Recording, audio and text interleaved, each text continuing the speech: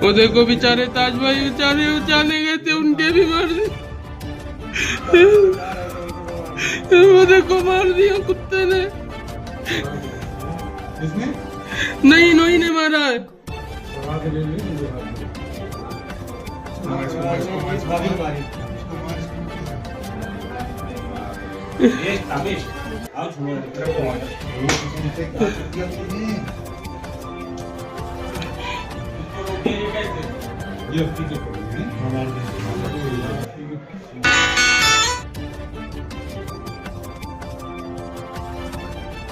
क्या मामला हुआ था सर?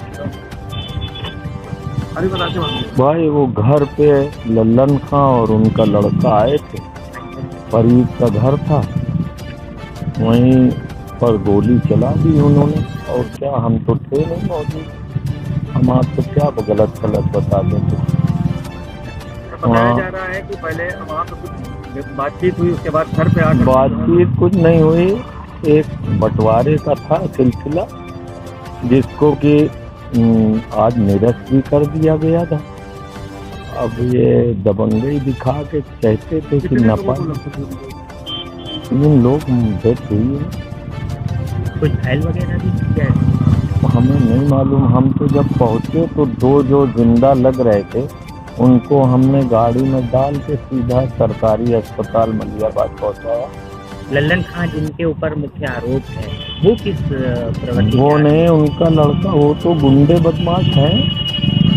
गुंडे बदमाश हैं? वो तो सैकड़ों मुकदमे पूरा लखनऊ डिस्ट्रिक्ट जानता है। आपका क्या नाम? जी? आपका क्या नाम? मेरा नाम शिको है। अभी मृतक क्या है सर? मृतक के भाई भी हैं, मृतक हमारा भतीजा भी है, मृतक हमारी भावज भी है। लेकिन पैमाइश जो हुई है उसमें चूंकि थाने को सूचना नहीं थी, जिसके कारण वहां पर फोर्स नहीं था, और विवाद जो चल रहा था वो चूंकि एसडीएम कोर्ट में भी था, तो ये पुराना लंबित विवाद था।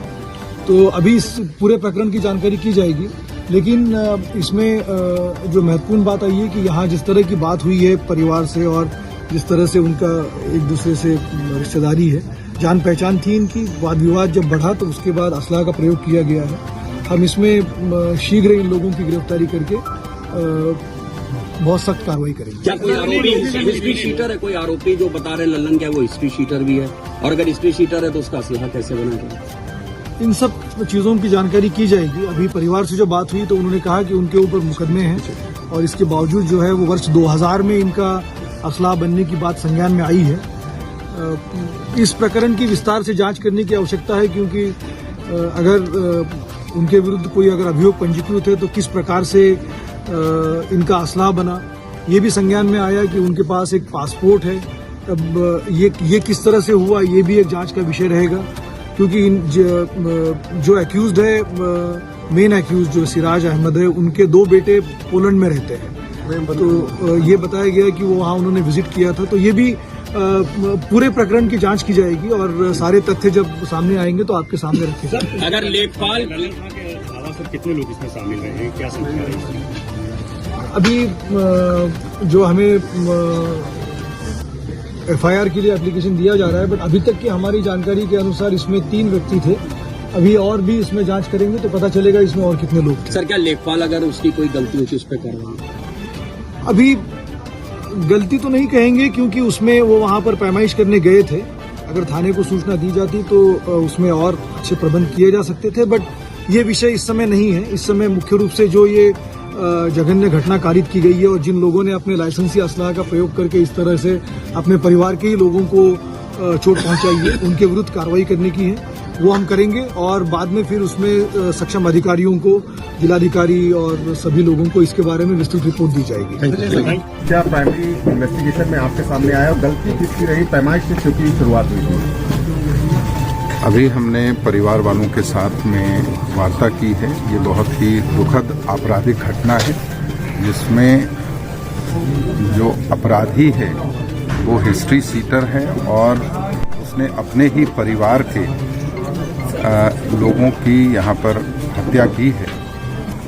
और उसका इन्वेस्टिगेशन अभी स्टार्ट किया गया है। जो प्रश्न आ रहा था कि इसमें इन लोगों के बीच में क्या विवाद है, इसके संबंध में हमने अभी परिवार से पूरी बात की है।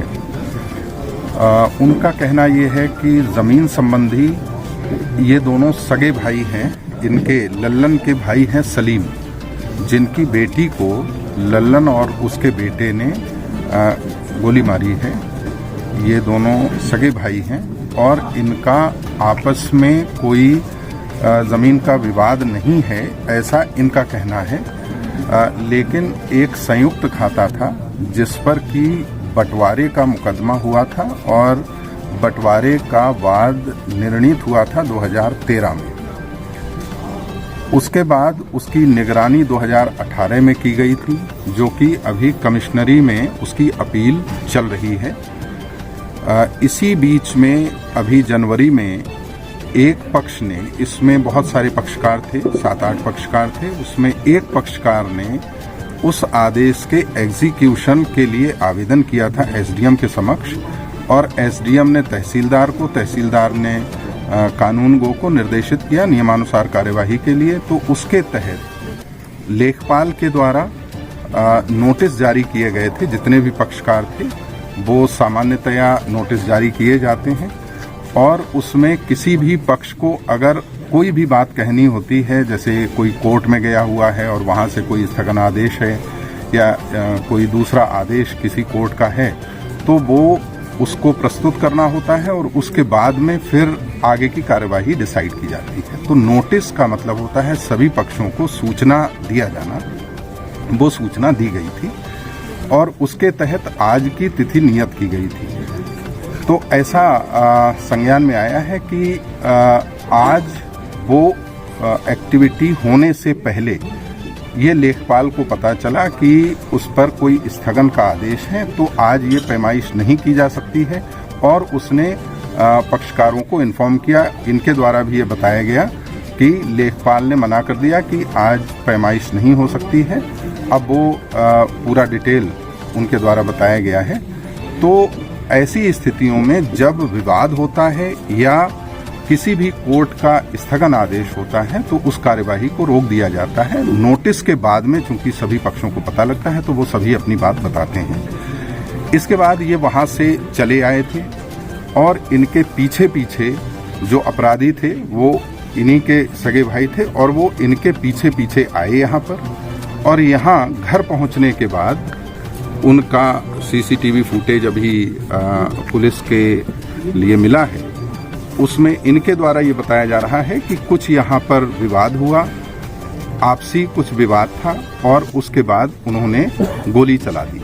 तो अभी ये बाकी चीज़ें तो विस्तार से इन्वेस्टिगेशन का विषय है, लेकिन प्राथमिक तौर पर इनके द्वारा जो बताया जा रहा है कि इनका सीधे उससे कोई ज़मीन का विवाद नहीं था, लेकिन उसको ये लगता था कि उसका जिसके साथ ज़मीन का विवाद है उसका ये लोग सपोर्ट कर रहे हैं, ऐसा यहाँ बताया जा रहा है। लेकिन ये सब अभी फाइनल इन्वेस्टिगेशन के बाद ही पता चलेगा।